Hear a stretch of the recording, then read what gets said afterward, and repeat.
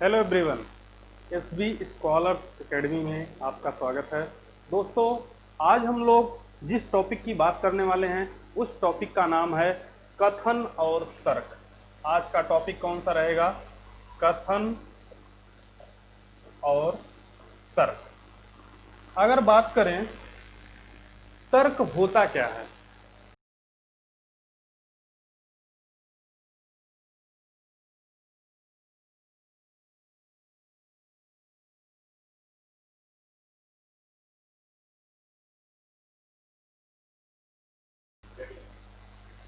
तर्क क्या होता है?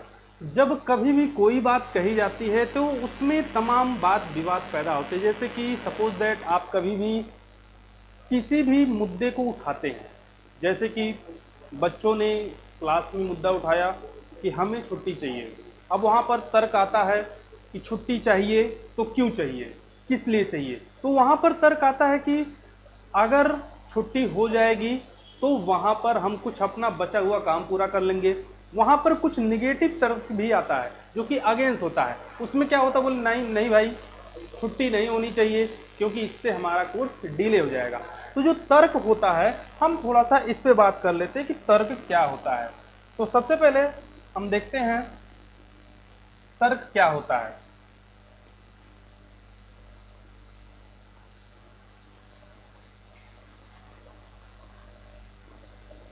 देखिए, तर्क दो प्रकार से हम लोग पढ़ेंगे। जो पहला होता है वो होता है प्रबल तर्क, और जो दूसरा होता है वो होता है दुर्बल तर्क। तर्क पहचानना बहुत बड़ी कला होती है। इसको पहचानेंगे कैसे हम, ये सबसे ज्यादा जानना महत्वपूर्ण है। तो सबसे पहले कौन सा तर्क प्रबल होगा या कौन सा तर्क दुर्बल होगा, ये हमें पता कैसे चलेगा? इसके लिए आपको जब कोई भी कथन दिया जाए तो उसके तर्क में, भाई जाहिर सी बात है ये आपके मेंटल एबिलिटी पर स्थापित होता है, लेकिन अगर आपको नहीं समझ में आता है तो उसके लिए हम कुछ जुगाड़ भी अभी बताने वाले हैं। तो फिलहाल समझते हैं प्रबल तर्क कैसे पहचानते हैं और दुर्बल तर्क कैसे पहचानते हैं। तो आइए बात करते हैं हम सबसे पहले कि उन बातों को कौन से माध्यम हैं जिनकी सहायता से हम तर्क की सही पहचान करते हैं। सपोज दैट हम एक कथन लेते हैं। कथन में जैसे आपका कथन है, क्या, ये आपका कथन है क्या जम्मू कश्मीर को जम्मू कश्मीर को पाकिस्तान के हवाले कर देना चाहिए? पाकिस्तान के हवाले कर देना चाहिए। अब ये कोई तर्क कथन आ गया। अब इसका दो तर्क दे दिया गया। पहला तर्क दिया गया, हाँ इससे भारत में शांति होगी। दूसरा होगा, नहीं यह भारत का अभिन्न अंग है, अभिन्न अंग है जो कि आर्थिक व्यवस्था में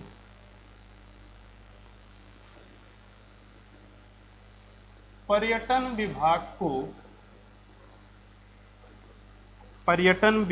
को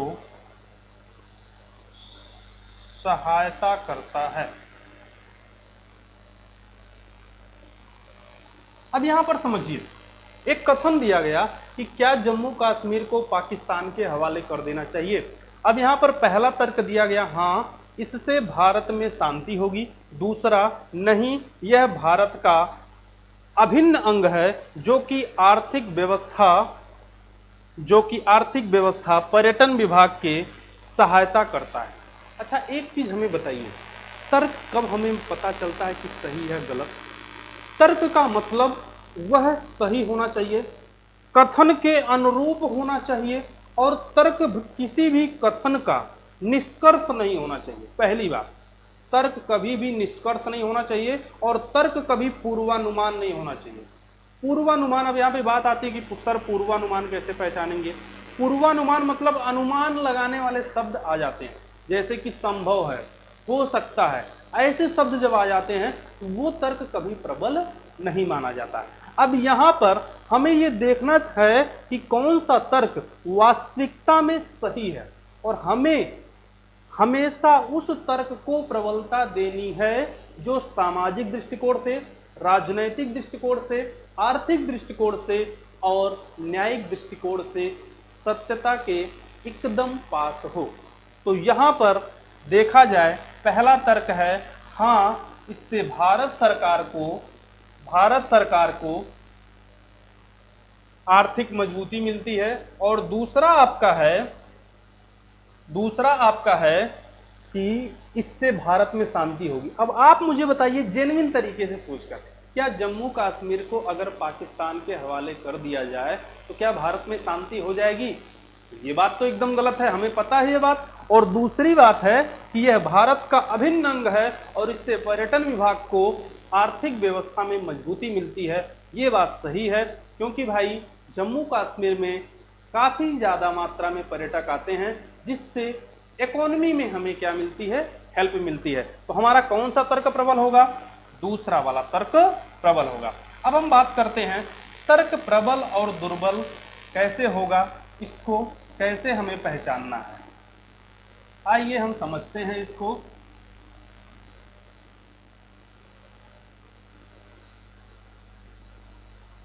सबसे पहली चीज कि कौन से ऐसे शब्द हैं जिनका प्रयोग होने पर तर्क दुर्बल होगा, वो समझते हैं। देखिए पहली चीज, मैं इसका पीडीएफ भी आपको प्रोवाइड करवा दूंगा, और सबसे पहले हम लोग समझ लेते हैं।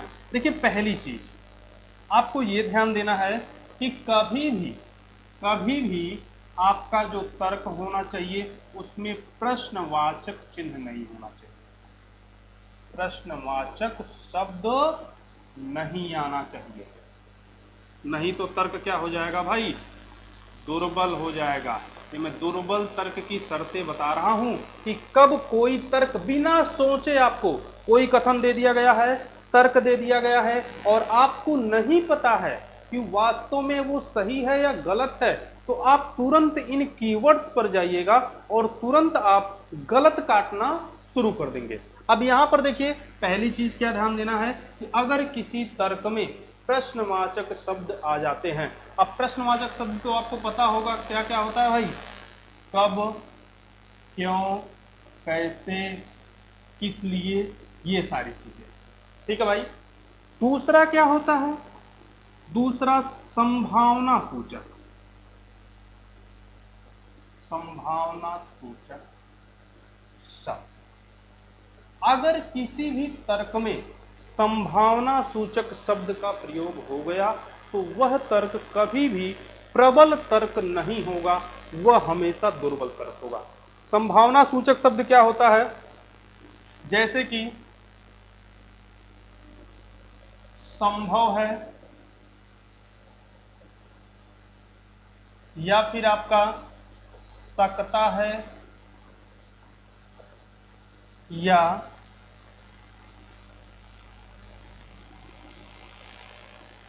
संभावना हो, तो सब मिलाकर के ऐसे शब्द जब आएंगे तो वहां पर आपका क्या होगा, वह तर्क दुर्बल हो जाएगा, गलत हो जाएगा। अब उसके बाद हम बात करते हैं कि नेक्स्ट अगला क्या है। तो अगला जो है, अगला आपका है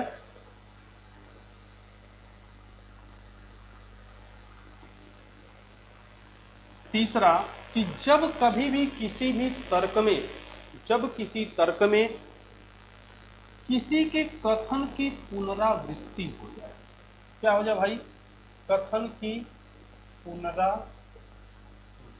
हो जाए। सबसे ज्यादा प्रॉब्लम ये वर्ड करता है कि भाई ये बात कैसे सही होगी, लेकिन इतना ध्यान रखना है कि जब किसी के कथन की पुनरावृत्ति किसी भी तर्क में आती है तो वह तर्क हमेशा गलत होता है। लिख लीजिए और नोट कर लीजिए। मुद्दा क्या है? कथन की पुनरावृत्ति होगी कैसे? सपोज दैट कोई भी ऐसा तर्क आ गया कि भाई हमारी यहाँ पर लड़ाई हो गई है तो हमें क्या करना चाहिए। अब एक तर्क आ गया कि हमें लड़ाई नहीं करनी है, अहिंसा का मार्ग चयन करना है, क्योंकि ऐसा गांधी जी ने कहा था। किसी ने ये तर्क दिया, अब क्या ये तर्क माना जाएगा? नहीं, क्योंकि वहां पर उस तर्क में प्रयोग किया गया है कि गांधी जी ने कहा था, इसलिए हमें भी अहिंसा के मार्ग पर चलना है। तो इतना हमेशा ध्यान रखना है कि जब किसी का कथन आ जाए, भले ही वह कितनों महान व्यक्ति हो, तो हमेशा वह तर्क गलत होगा। उसके बाद अगली कंडीशन समझना है कि जब भी कभी कथन से व्यापक तर्क आ जाए, कथन से व्यापक तर्क आ जाए, इसका क्या मतलब है भाई? भाई कथन में आम की बात की गई हो और तर्क दिया जा रहा हो इमली का, तो वह तर्क हमेशा क्या होगा? गलत होता है। वह तर्क हमेशा क्या होता है? गलत होता है। इसके अलावा कुछ ऐसे शब्द होते हैं जिनके बारे में हमें जानना होगा, क्योंकि उनके आने पर भी वह तर्क गलत होते हैं। वो कौन से होते हैं? देखिए, अगर किसी भी तर्क में केवल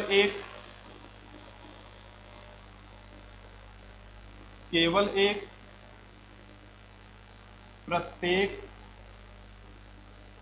हमेशा कभी नहीं, ये वर्ड आप स्क्रीनशॉट ले लीजिएगा, कभी नहीं, कभी नहीं, और उसके बाद है से बेहतर,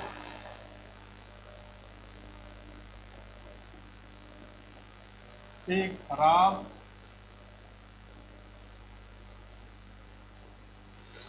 सबसे अच्छा,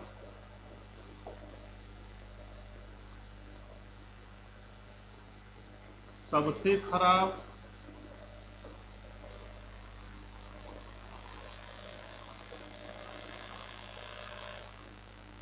ऐसे शब्द आ जाए तो वहां पर आपका तर्क क्या हो जाता है?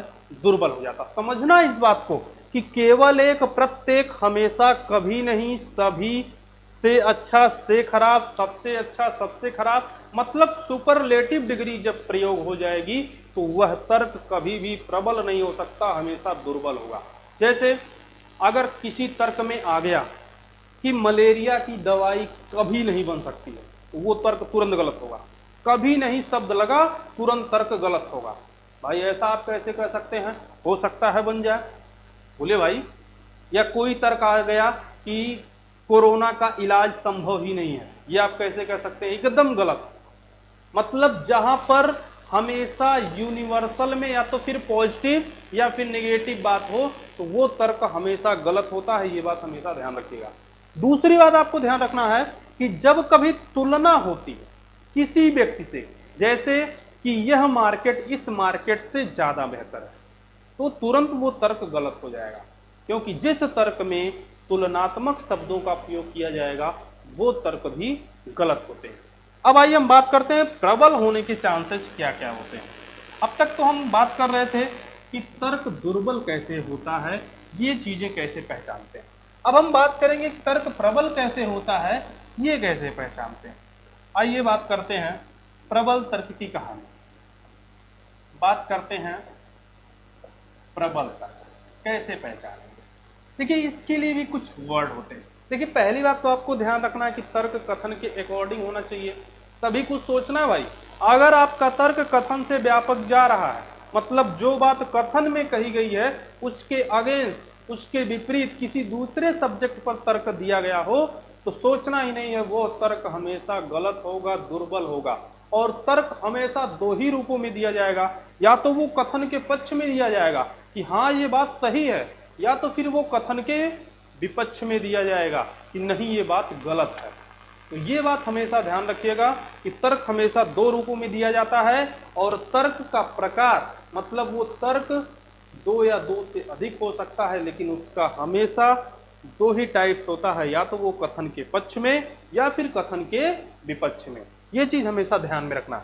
अब प्रबल तर्क कैसे पहचानेंगे, आइए देखते हैं इसको। देखिए सबसे पहली बात कि जब कभी भी किसी तर्क में कुछ ऐसे शब्द आ जाएं, जैसे पहला शब्द आपका होता है परिणाम या फिर सुझाव या सलाह, जैसे शब्द आ जाएं तो वह क्या होता है, ज्यादातर सही होता है। तो वह तर्क क्या होता है, ज्यादातर सही। ये पहली बात आपको ध्यान होना चाहिए। पहली चीज, अगर आपका तर्क कथन के अकॉर्डिंग है तो आपको ये चीजें ध्यान में रखना है कि अगर किसी तर्क में सुझाव दिया गया, आपको ये करना चाहिए, आपको ये नहीं करना चाहिए, इसका ये परिणाम होगा, तो वो तर्क ज्यादातर सही होता है, लेकिन हमेशा नहीं। क्यों हमेशा नहीं? क्योंकि हमें उन शब्दों को ध्यान में रखना होगा जो अभी मैं पीछे चर्चा किया हूं। एक भी शब्द अगर प्रयोग हो गया, जैसे कभी नहीं, हमेशा, केवल, प्रत्येक, सभी, समझ रहे हैं ना, से बेहतर, से अच्छा, या फिर प्रश्न सूचक या फिर तुलनात्मक, ऐसे कोई शब्द प्रयोग हो गए तो तुरंत वो तर्क गलत हो जाएगा। ठीक है, अब आइए हम बात करते हैं। ये पहली कंडीशन आपको ध्यान रखना है कि अगर परिणाम की बात की गई हो, सुझाव की बात की गई हो, सलाह की बात की गई हो, तो वह तर्क ज्यादातर क्या होता है, सही होता है। दूसरी चीज हमें ध्यान रखना है कि तर्क जो है कथन के अनुरूप हो, कथन के अनुरूप हो। और उसके बाद तीसरी चीज, यूनिवर्सल ट्रुथ, सार्वभौमिक सत्य। अगर कोई सार्वभौमिक सत्य जैसी स्थिति आती है, इसका क्या मतलब होता है, पृथ्वी गोल है, समझ रहे हैं, या फिर सूर्य पूर्व में निकलता है या पश्चिम में डूबता है, ऐसी स्थिति आएगी तो वो तर्क हमेशा क्या होता है, प्रबल होता है। तो ये कुछ ऐसे शब्द थे जिनसे हमें तर्क पहचानने में कि वह तर्क गलत है कि सही है, हमें थोड़ी आसानी हो जाती है। अब आइए हम लोग कुछ क्वेश्चन करते हैं, कुछ प्रैक्टिस करते हैं। शुरू करते हैं अपने प्रश्नों की श्रृंखला। तो पहला प्रश्न है आपका, देखिए आपको अभी तक जितनी बातें बताया हूँ एक बार मैं रिवीजन कर लेता हूँ, आप लोग भी फटाफट सुन लीजिए। आपको इतना ध्यान रखना है, कोई भी तर्क प्रबल तभी होगा जब वह कथन के अनुरूप हो, कथन से व्यापक ना हो। अगर कथन से व्यापक है तो वो दुर्बल तर्क हो जाएगा। अगर तर्क में प्रश्न सूचक शब्द, संभावना सूचक शब्द, तुलनात्मक शब्द प्रयोग आएंगे तो वह तर्क हमेशा क्या होता है भाई, गलत होता है। अगर तर्क में कब, क्यों, किस लिए, कभी नहीं, हमेशा, केवल एक, प्रत्येक, सबसे बेहतर, सबसे खराब, से अच्छा, से खराब, ऐसे शब्द आते हैं तो वह तर्क भी हमेशा क्या होंगे, गलत होंगे। सुपरलेटिव डिग्री जब भी आएगी तो वो क्या होता है, हमेशा गलत होगा। इतना आपको ध्यान रखना है। अब उसके बाद फिर और दूसरी बात, प्रबल कब होगा, प्रबल में ज्यादातर अगर परिमाण, परिणाम, सुझाव और सार्वभौमिक सत्यता जैसी कंडीशन आए तो वहां पर तर्क ज्यादातर क्या होता है, सही होता है। तो आइए फिर हम बात करते हैं आज क्वेश्चन की कुछ। तो आइए पहला क्वेश्चन है आपका, कथन है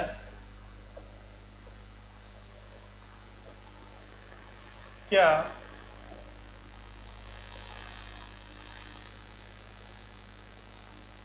धूम्रपान स्वास्थ्य के लिए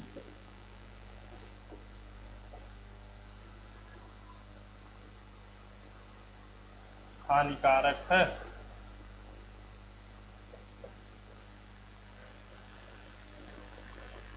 आपका कथन है कि क्या धूम्रपान स्वास्थ्य के लिए हानिकारक है। अब आपका तर्क है पहला, हाँ इससे स्वास्थ्य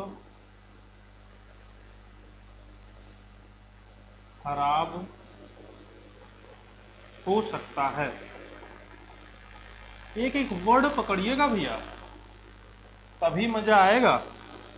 दूसरा है नहीं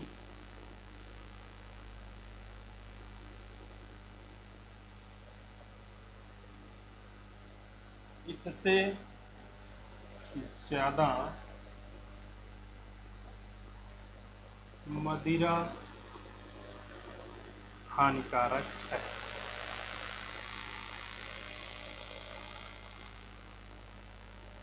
चलिए भाई, ये आपका कथन है, ये आपका तर्क है। अब यहां पर आपको बताना है कि हाँ इससे स्वास्थ्य खराब हो सकता है, ये तर्क होगा सही या ये। तो अगर आपने पिछली बातों को ध्यान में रखा, केवल कीवर्ड पकड़ना है। अगर आपको नहीं समझ में आता है, कोई भी ऐसा कथन दिया गया है जिसके बारे में आपको नॉलेज नहीं है, आप सही तर्क की पहचान नहीं कर पा रहे हैं, क्योंकि एक चीज ध्यान रखिएगा, तर्क हमेशा वही सही होता है जो धार्मिक दृष्टिकोण से, राजनीतिक दृष्टिकोण से, आर्थिक दृष्टिकोण से, न्यायिक दृष्टिकोण से सत्यता के एकदम पास होता है। अब यहां पर करा क्या धूम्रपान स्वास्थ्य के लिए हानिकारक है, कुछ नहीं करना है। ये देखो यहां पर एक वर्ड आ गया है, क्या भाई, सकना। क्या आ गया यहां पर, सकता है, मतलब सोचना ही नहीं है। ये तर्क क्या है, दुर्बल है, गलत है। और दूसरे वाले में हम देख रहे हैं इससे ज्यादा, यहां पर तो तुलना हो जा रही है, मतलब दोनों तर्क क्या हैं, गलत है। आपको ये बात हमेशा ध्यान में रखनी होगी। अब उसके बाद तो इसमें क्या होगा भाई, दोनों तर्क दुर्बल है, गलत है। ठीक है भैया, मतलब ये दोनों गलत है। अब उसके बाद हम बात करते हैं अगले क्वेश्चन की। आपको मैं कुल 10 प्रश्न करवाने वाला हूं, और इन 10 प्रश्न को अगर आप ध्यान से समझ लेंगे तो ये मेरा वादा है कि आप कथन तर्क तो कभी गलत नहीं करेंगे। इतना ध्यान रखिएगा। बस मैं जो बारीकियां बता रहा हूं, इन बारीकियों को आप एक बार समझ लीजिए। अब उसके बाद हम लोग देखते हैं अगला कथन। देखिए दोस्त, कथन है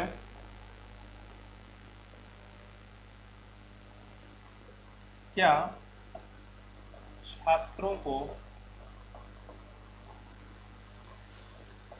राजनीति में आना चाहिए, राजनीति में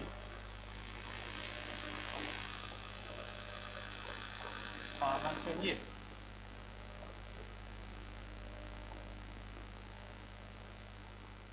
अब इसमें तर्क है, पहला तर्क, हाँ इससे उनमें नेतृत्व के गुणों का विकास होता है, नेतृत्व के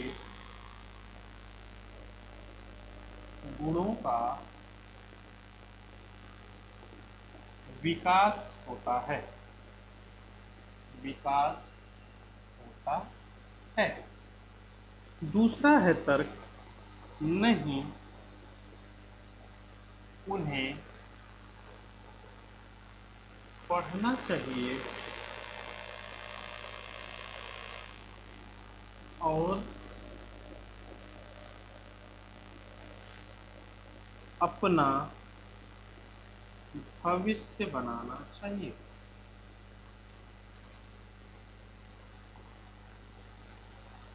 ये आपका हो गया क्वेश्चन। अगर इस क्वेश्चन में आपको बताना है कि कौन सा तर्क प्रबल होगा और कौन सा तर्क दुर्बल होगा, तो कैसे पहचानेंगे। एक चीज ध्यान रखिएगा, जब कभी ऐसी स्थिति आ जाए कि दोनों तर्क आपको प्रबल होते हुए नजर आए, एक जो कथन के पक्ष में है, एक जो कथन के विपक्ष में, मतलब जो कथन के पक्ष में बोल रहा है कि नहीं हाँ ये बात होनी चाहिए, वो भी आपको लग रहा है कि नहीं ये सारे दृष्टिकोण से सही है, और दूसरा जो कथन के विपक्ष की बात कर रहा है वो भी आपको लग रहा कि नहीं इसकी बात भी सही है, तो ऐसे केस में क्या होता है, ऐसे केस में आइदर आर की कंडीशन आती है। मतलब या तो उसकी बात मानी जाएगी या तो फिर इसकी बात मानी जाएगी। सपोज दैट भाई आपने कहा कल छुट्टी कर दें, एक लड़का उठा क्लास में और बोला नहीं छुट्टी मत करिए सर क्योंकि अगले महीने एग्जाम होने वाला है, सिलेबस कंप्लीट करना है। दूसरा बोला सर कर दीजिए क्योंकि कल बहुत सारे बच्चों का पेपर है और अगर आप पढ़ाएंगे तो उन लोगों का छूट जाएगा। अब भाई बात तो दोनों बच्चों की सही है, तो ऐसी कंडीशन में क्या होगा, ऐसी कंडीशन में या तो आपको उसकी बात माननी पड़ेगी या तो इनकी बात माननी पड़ेगी। मतलब क्या, आइदर आर की कंडीशन आती है कब, जब पॉजिटिव और निगेटिव दोनों तर्क प्रबल हो। तो इस केस में आपका क्या होता है, आइदर आर की कंडीशन आती है। कौन सी कंडीशन आती है भाई, आइदर आर, मतलब या तो पहला या दूसरा तर्क प्रबल होगा भाई, क्योंकि तर्क तो दोनों प्रबल होंगे इस कंडीशन। अब देखिए कह रहा क्या छात्रों को राजनीति में आना चाहिए, तो यहां पर आपको दिया गया है पहला तर्क, पहला दिया गया हाँ इससे उनमें नेतृत्व के गुणों का विकास होता है। बात तो सही है कि अगर छात्र राजनीति में नहीं आएंगे तो नेतृत्व के गुणों का विकास कैसे होगा। दूसरा दिया गया है नहीं उन्हें पढ़ना चाहिए और अपना भविष्य बनाना चाहिए, ये भी बात सही है। देखिए इसमें सुझाव भी आ रहा है, सलाह भी आ रही है, मतलब ये भी क्या होगा, ये भी सही होगा। अब यहाँ पर हम पहचानेंगे कैसे कि कौन सा सही है कौन सा गलत है, तो हम देख रहे हैं दोनों प्रबल हैं, तो इसका मतलब क्या होगा भैया, इसका मतलब आपका होगा आइदर आर की कंडीशन आएगी क्योंकि हमारे दोनों तर्क प्रबल हैं। आइए एक क्वेश्चन और आइदर आर पे देखते हैं। अगला क्वेश्चन हम लोग देखते हैं,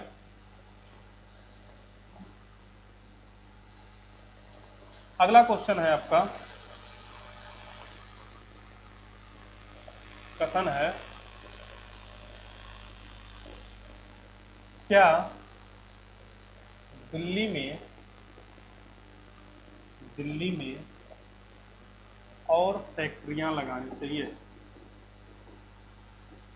और फैक्ट्री लगानी चाहिए।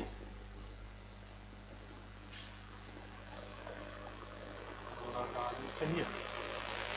तर्क है इसका, पहला तर्क है हाँ इससे बेरोजगारी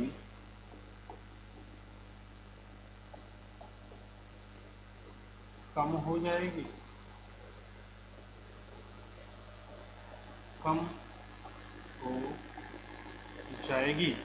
दूसरा तर्क आपका है नहीं इससे पर्यावरण प्रदूषण और बढ़ जाएगा, प्रदूषण और बढ़ जाएगा।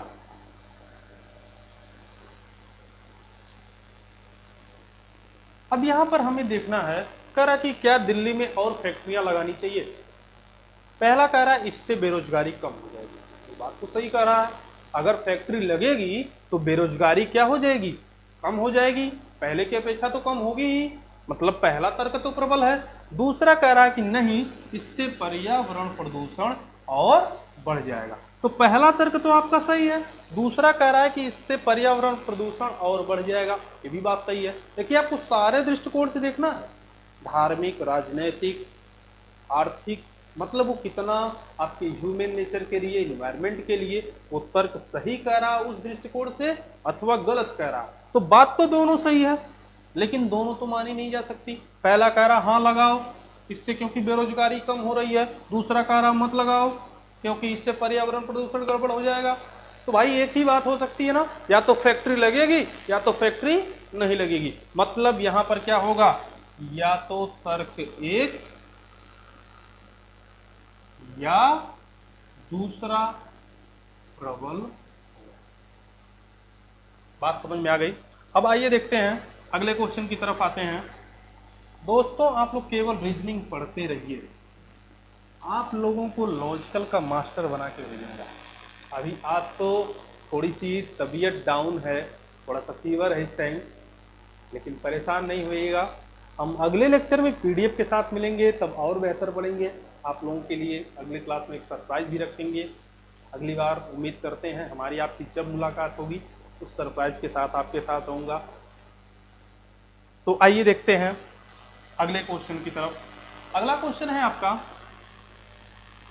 कथन है क्या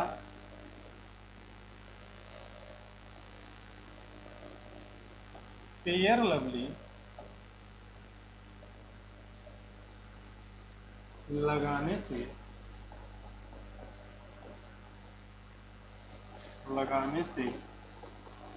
गोरापन आता है? गोरापन आता है। यह आपका कथन है कि क्या फेयर लवली लगाने से गोरापन आता है। तर्क है आपका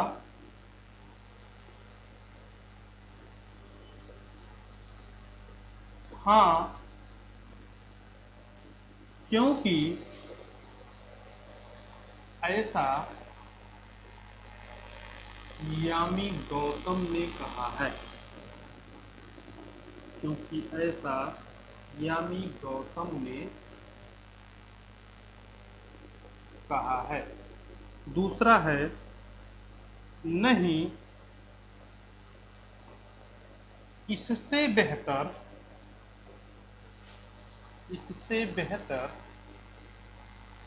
फेयर हैंडसम क्रीम है।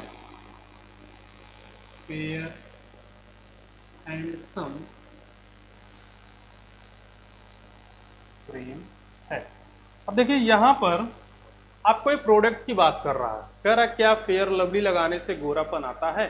उसमें पहला तर्क दिया गया है कि हाँ ऐसा होता है, क्योंकि ऐसा यामी गौतम ने कहा है। आपको पता है टीवी ऐड होता है, वहाँ पर किसी भी प्रोडक्ट का प्रचार करने के लिए लोग आते हैं। आपको पता है आप लोग चिक शैम्पू खरीदते हैं, क्या पता टीवी पे आए कोई एक्टर्स आई, बोली मेरे घने काले बालों का राज चिक शैम्पू, और आप लोग तुरंत फिर चिक शैम्पू कल से लगाना शुरू। तो यहाँ पर भी कि यामी गौतम ने कहा है कि भाई फेयर लवली लगाने से आदमी क्या होता है, गोरा होता है। तो भाई क्या करें, सही मान लिया जाए इसको? नहीं, गलत होगा। क्योंकि मैंने आपको अभी थोड़ी देर पहले बताया था कि भले ही कोई कितनों बड़ी हस्ती हो, लेकिन अगर किसी का कथन आ जाएगा तो वह तर्क हमेशा क्या होगा, गलत होगा। इसका मतलब पहला वाला तर्क क्या है भाई, गलत है। अब उसके बाद हम बात करते हैं दूसरे वाले। कह रहा नहीं, इससे बेहतर फेयर हैंडसम क्रीम है। ये भी गलत होगा, क्योंकि यहां पर क्या हो रही है, तुलना हो जा रही है ना। और हमको इतना पता है कि अगर किसी भी तर्क में तुलनात्मक शब्द भी आ जाएगा वो भी तर्क गलत हो जाएगा। तो सोचना ही नहीं है, दोनों तर्क क्या हैं, गलत है। ओके, आइए फिर देखते हैं अगले क्वेश्चन की तरफ। अगला क्वेश्चन है आपका, कथन है क्या किसानों पर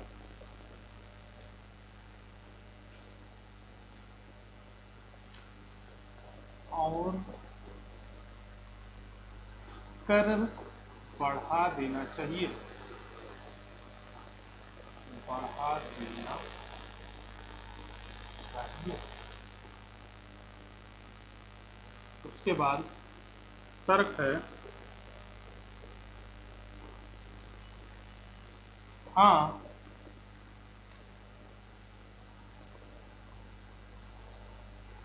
हाँ, सरकारी खजाना बढ़ाने का, सरकारी खजाना बढ़ाने का यही एकमात्र उपाय है। यही एकमात्र उपाय है। उसके बाद दूसरा है, नहीं भारत की अधिकतर जनसंख्या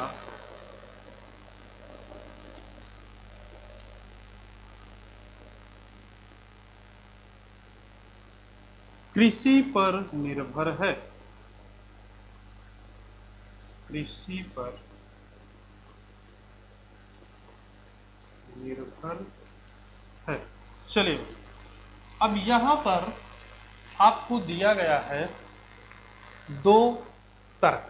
कहा गया क्या, किसानों पर और कर बढ़ा देना चाहिए, और टैक्स बढ़ा देना चाहिए।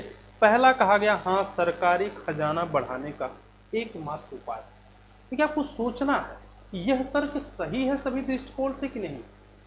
क्या सरकारी खजाने बढ़ाने का यही एक उपाय है कि किसानों के ऊपर कर लगा दिया जाए, और कोई उपाय नहीं है राजस्व वृद्धि के लिए? मतलब ये गलत है, क्योंकि और भी तमाम उपाय हैं जिसकी मदद से भाई आप इन्वेस्ट करिए, फैक्ट्रियां लगवाइए, उद्योग धंधे लगवाइए, लेकिन किसानों पर कर बढ़ा करके आप वृद्धि नहीं कर सकते। अब जो चालाक किस्म का बच्चा होगा ना, वो कहेगा सर हम सोचे क्यों, हमको तो एक शब्द मिल गया यहाँ पे लगा हुआ, ये दिख रहा है यहाँ पर, हम तो तुरंत मारेंगे गलत। क्योंकि अभी आपने बताया था कि केवल एक, सिर्फ एक, एकमात्र, सभी, हमेशा, ये शब्द किसी तर्क में आ जाएंगे तो वह तर्क क्या हो जाएगा, गलत हो जाता है। दूसरा देखते हैं, कह रहा नहीं भारत की अधिकतर जनसंख्या कृषि पर निर्भर है। बात सही है भाई। भाई भारत की अधिकतर जनसंख्या गांव में रहती है, भारत एक कृषि प्रधान देश है, मतलब दूसरा वाला तर्क क्या है, प्रबल है कि भाई नहीं बढ़ाना चाहिए, क्योंकि भारत एक कृषि प्रधान देश है और यहाँ की अधिकतर जनसंख्या कृषि पर निर्भर है। आते हैं अगले क्वेश्चन की तरफ। अगला क्वेश्चन आपका है,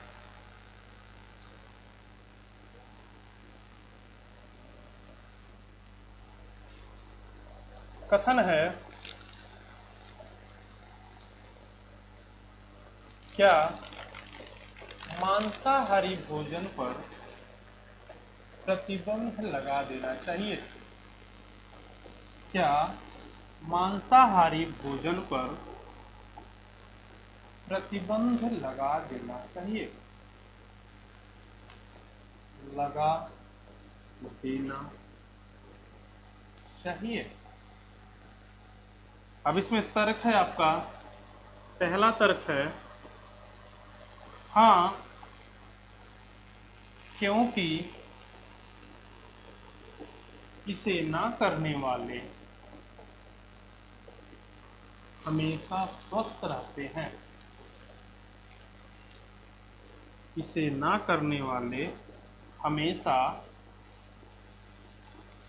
स्वस्थ रहते हैं। दूसरा तर्क आपका है नहीं, ऐसा करने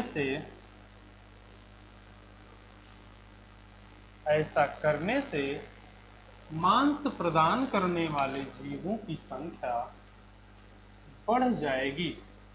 मांस प्रदान करने वाले जीवों की संख्या बढ़ जाएगी। अब इसके बारे में हमें सोचना है। कथन आपका क्या है, क्या मांसाहारी भोजन पर प्रतिबंध लगा देना चाहिए। पहला तर्क है हाँ, क्योंकि इसे ना करने वाले हमेशा स्वस्थ रहते हैं। क्यों भाई, मिल गया कीवर्ड्स, मिल गया ना। देखिए कीवर्ड्स क्या मिल गया, हमेशा। तो चालाक किस्म का बच्चा वो कहेगा सर पहला वाला तर्क तो गलत है, क्योंकि यहाँ पर हमें एक मिल गया वर्ड हमेशा, और आपने बताया था कि जब कभी तर्क में केवल, प्रत्येक, हमेशा, सभी, कभी नहीं आएगा तो वह तर्क क्या होगा, हमेशा गलत होगा। अब दूसरा है नहीं, ऐसा करने से मांस प्रदान करने वाले जीवों की संख्या बढ़ जाएगी। अगर मांसाहारी भोजन पर प्रतिबंध लग जाएगा तो ये बात सही है कि भाई जो मांस प्रदान करने वाले जीव हैं उनकी संख्या में क्या हो जाएगी, वृद्धि हो जाएगी। मतलब दूसरा वाला तर्क आपका क्या है, प्रबल है। उसके बाद हम लोग आते हैं अगले क्वेश्चन की तरफ।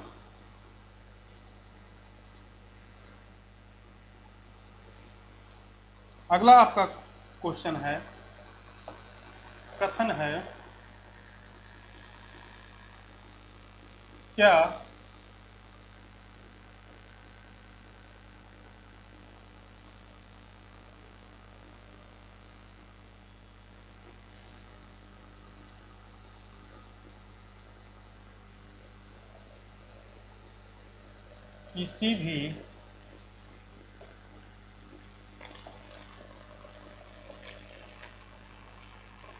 किसी भी रोड के निर्देशों को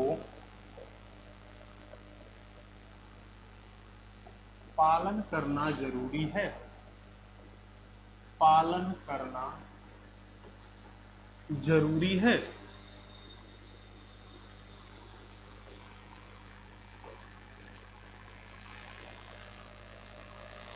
इसमें पहला तर्क है, हाँ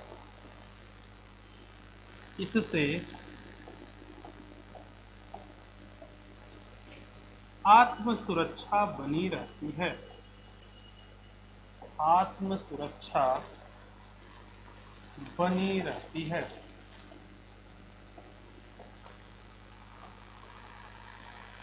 दूसरा है, नहीं इसकी बहुत आवश्यकता नहीं है, बहुत आवश्यकता नहीं है। अब यहां पर हमें इसके बारे में समझना है भाई। अब हमें यह पता करना है इसमें से कौन सा कथन सही है, कौन सा गलत है। कह रहा किसी भी रोड के निर्देशों का पालन करना जरूरी है। भाई जब कभी भी आप सड़क पर यात्रा करते हैं वहां पर आपको तमाम निर्देश मिलता है, कृपया धीरे चलें, आगे रंबल स्ट्रिक है, आगे स्कूल है, आगे तीखा मोड़ है, ऐसा कुछ मिलता है, तो हमें उसका पालन करना चाहिए। पहला कह रहा हाँ इससे आत्म सुरक्षा बनी रहती है, ये बात तो सही है। आप देख रहे हैं कोई फालतू वर्ड भी नहीं आया है, ना तो कहीं तुलना हो रही है, ना तो कहीं सुपरलेटिव डिग्री आ रही है। दूसरा है, नहीं इसकी बहुत आवश्यकता नहीं है। तो आपको क्या लग रहा है, प्रबल तर्क कौन सा है, पहला वाला। दूसरा वाला क्या है भाई, गलत है। अब उसके बाद अगला क्वेश्चन है, देखिए अगला जो क्वेश्चन है ये लास्ट क्वेश्चन है। इस क्वेश्चन को आप लोगों को इसका उत्तर कमेंट बॉक्स में बताना है। कथन आपका है,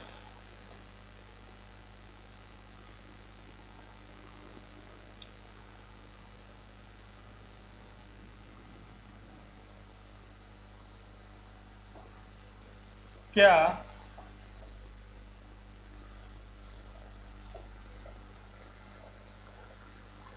सभी लोगों को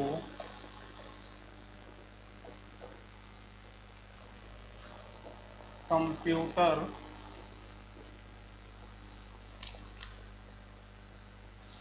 सिखाना चाहिए। ये आपका कथन है। उसके बाद आपका तर्क है पहला, हाँ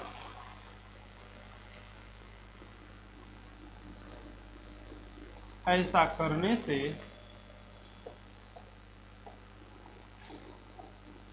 आधुनिकता को बढ़ावा मिलेगा, आधुनिकता को बढ़ावा मिलेगा, बढ़ावा